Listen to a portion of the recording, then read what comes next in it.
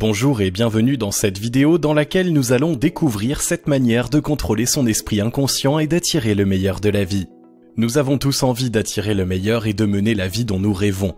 Dans la pratique, cela semble parfois bien difficile car nos programmations inconscientes ne nous facilitent pas la tâche. Pour ne plus subir leur influence et retrouver la maîtrise de votre destin, voici 7 manières de contrôler son esprit inconscient. Mais juste avant, assurez-vous de vous abonner à la chaîne et n'oubliez pas de télécharger votre livre offert sur la loi d'attraction en cliquant sur le lien dans la description située sous la vidéo. L'importance d'apprendre à contrôler son esprit inconscient. Nous savons tous vaguement que notre esprit se compose de différents niveaux de conscience. Nous l'avons entendu à l'école ou lu sur internet sans nous poser plus de questions que cela. Pourtant, nous continuons de croire que nos actions sont déterminées par notre seule conscience.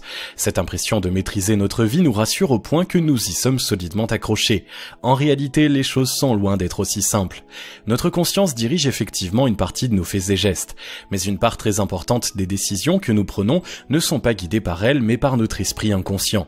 Il correspond aux couches les plus profondes de notre intérieur, bien gardées par la barrière de la raison. Cet inconscient est imprégné de notre vécu et d'un certain nombre de croyances que nous avons héritées de notre passé. Contrôler cette partie de nous-mêmes grâce à différentes techniques spirituelles est indispensable pour reprendre le contrôle de notre vie. En voici 7 qui sont accessibles à tous avec un peu de pratique. Numéro 1. Pratiquer la pensée positive. Nos pensées ont un impact trop souvent sous-estimé sur notre vie. Il est d'usage de croire que nos actions nous amènent à ressentir des émotions qui agissent sur notre manière de penser. Pourtant, nous fonctionnons en réalité de façon inverse. Les pensées que nous ressassons chaque jour induisent des émotions positives ou négatives selon leur nature. Ce sont ces émotions qui conditionnent notre capacité à agir. Pratiquer la pensée positive en toutes circonstances est donc indispensable pour attirer le meilleur de la vie. Comme nous venons de le voir, nos croyances se forment dans notre inconscient avant de remonter à la conscience sous forme d'idées. Contrôler ces dernières en remplaçant nos peurs et nos mantras défaitistes par des affirmations positives finit par impacter nos sphères mentales les plus profondes. Répétez-vous chaque jour ce que vous voulez obtenir comme si vous l'aviez déjà. Par exemple, je trouve le travail de mes rêves dans lesquels je me sens utile et épanoui. En agissant de la sorte, vous deviendrez une personne positive capable de saisir les opportunités qui vous mèneront à votre but. Numéro 2. Méditez chaque jour. La méditation est indispensable pour parvenir à contrôler son esprit inconscient. C'est l'une des raisons qui font que de nombreuses civilisations ont recours à cette pratique depuis des siècles. Elle tient d'ailleurs une grande place dans la vie spirituelle de nombreuses cultures de nos jours. Méditer permet d'apprendre à apaiser le tumulte de la conscience, sans cesse assaillie de pensées plus ou moins futiles.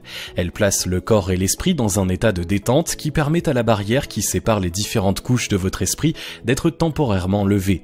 Vous pouvez alors entrer au plus profond de vous-même pour reprogrammer votre disque dur interne pour obtenir ce que vous souhaitez avoir dans la vie. Il existe de nombreuses sortes de méditation. La plus simple et la plus efficace est la méditation en pleine conscience. Elle séduit les novices car son principe est aisément compréhensible à l'aide d'exercices simples puisqu'il suffit de fixer votre attention sur une seule et unique chose, généralement le mouvement de votre respiration. Quelques minutes de pratique quotidienne suffisent pour acquérir un bon niveau relativement rapidement, à condition de faire preuve de régularité. Lorsque vous parvenez à entrer en méditation sans difficulté, vous pouvez vous concentrer sur une affirmation positive donnée ou combiner cette technique à celle de la visualisation. Numéro 3. Pratiquez la visualisation. La visualisation fait partie des outils de reprogrammation et de contrôle de l'inconscient les plus prisés et les plus efficaces. Il s'agit simplement de vous représenter une image mentale de vous au moment où vous obtenez l'une des choses que vous souhaitez le plus. Cela peut être un objectif précis comme trouver l'amour ou quelque chose de plus abstrait comme modifier un trait de votre caractère. Le plus important est de vous fixer sur une scène qui matérialise cette réussite à vos yeux. Fermez les yeux et imaginez-la jusque dans les moindres détails, comme si vous étiez en train d'en regarder le film au ralenti. Passez en revue chaque élément du décor, chaque personnage, vous y compris. Pensez aux différentes émotions que vous ressentirez à ce moment précis. La joie, l'excitation, la fierté, la sérénité, etc. Faites-les vibrer en vous. Vivez pleinement la scène. La répétition de cet exercice influence notre esprit inconscient en le préparant à accueillir pleinement ce que nous désirons. Numéro 4. Apprendre l'auto-hypnose. L'hypnose est un état de transe encore plus profond que celui induit par une séance de méditation. Il est tellement profond que le sujet hypnotisé peut perdre conscience de lui-même et de ce qui l'entoure.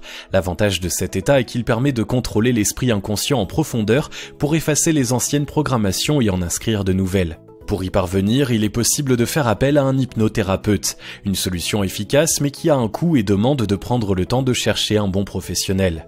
L'auto-hypnose constitue alors une alternative intéressante car elle permet d'induire soi-même l'état hypnotique.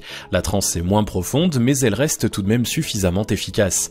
Il existe différentes méthodes d'auto-hypnose, certaines sont à base d'enregistrement, d'autres utilisent des jeux de lumière ou des mouvements oculaires.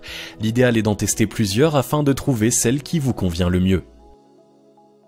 Numéro 5. Se reconnecter à la nature. L'environnement dans lequel nous vivons a un impact important sur notre état physique et mental. Cela est dû au fait que nous sommes sensibles à l'énergie que dégage ce qui se trouve tout autour de nous. Les villes et leurs immenses constructions de béton inerte ne dégagent que peu de vibrations. Un tel cadre de vie a tôt fait d'entraîner un état de léthargie. Dans la nature, en revanche, nous pouvons nous connecter à l'ensemble du monde vivant auquel nous appartenons. Il est très important de se reconnecter aussi souvent que possible à cette source d'énergie vitale.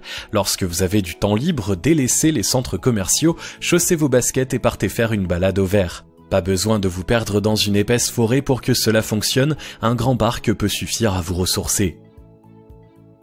Numéro 6. Utilisez des techniques de respiration. La respiration fait partie des 3 fonctions qui sont indispensables à notre existence. Elle apporte à l'ensemble de notre organisme et en particulier au cerveau l'oxygène dont il a besoin pour fonctionner correctement. Un rôle qui lui permet aussi de contribuer à contrôler notre esprit en agissant sur nos émotions. Une crise d'angoisse par exemple est une manifestation envoyée par notre inconscient en souffrance.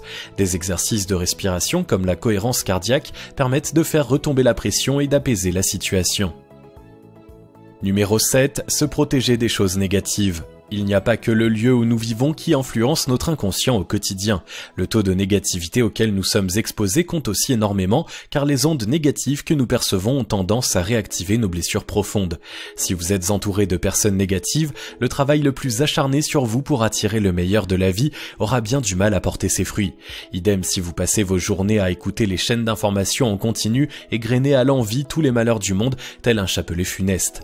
Prenez votre courage à deux mains et faites du tri dans votre entourage. Éloignez-vous des gens qui sont remplis de peur ou de rancœur envers les autres.